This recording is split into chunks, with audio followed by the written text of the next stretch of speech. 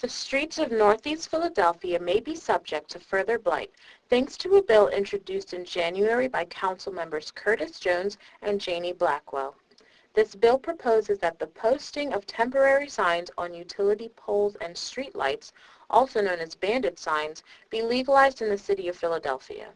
According to a current law in place, these signs are illegal and their owners can face fines up to $300.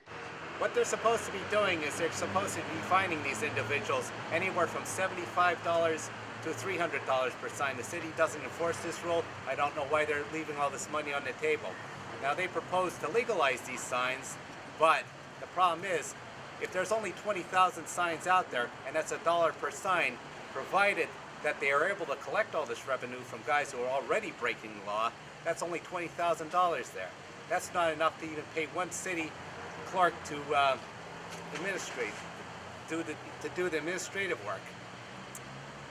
Now, if they enforce the fine, you're looking at anywhere for the small percentage that I've taken down, which is 1,402 signs, you could get anywhere from $150,000 to $429,000 in fines, just that small percentage. Now, if we took the total amount, let's say a theoretical 20,000 signs out there, we're looking at anywhere from $1.5 million to $6 million that the city is leaving on the table.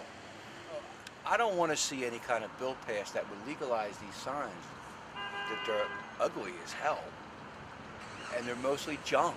I don't think these people that put these signs up have any kind of business licenses or any kind of permits to work. They're just putting signs up for roofing and towing cars and buying houses for cash, and they're an eyesore.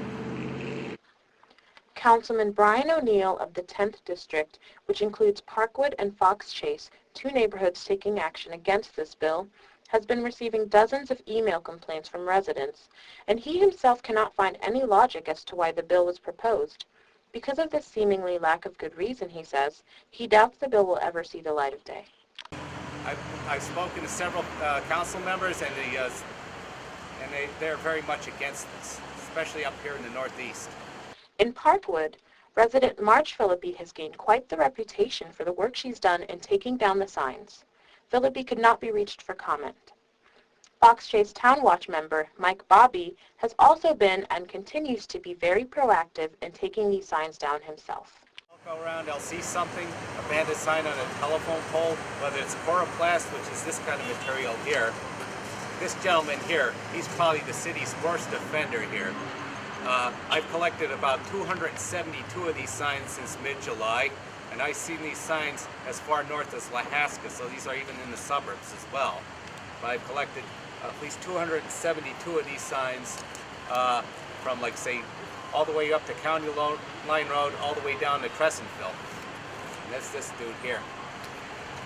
Here's our second worst offender, about maybe 269 of these signs here. And these are your typical paper ones. They'll have these plastered on every pole, sometimes 2 or 3 to a pole. It really gives the neighborhood a trashy appearance. Even residents who don't belong to any particular organizations feel inclined to do something about this problem. I rip them down because you see signs for roofers and you don't know whether they're legit, whether they're real roofers, whether they have permits or licenses, or they're just these fly-by-night guys or these gypsy guys that are ripping you off. Aside from filing complaints to the City Council and physically taking down the signs themselves, residents have drawn up petitions to combat the bill and even created websites to bring exposure to this issue. One of the most famous and effective is banditproject.org, pioneered by Chris Sawyer. One thing is certain, residents of the Northeast are not taking this lying down. Just keep doing what we're doing. We'll take the signs down the second we see them, and also we'll keep the city politicians aware of this issue. Marilyn Dosu, Philadelphia Neighborhoods, Northeast Philadelphia.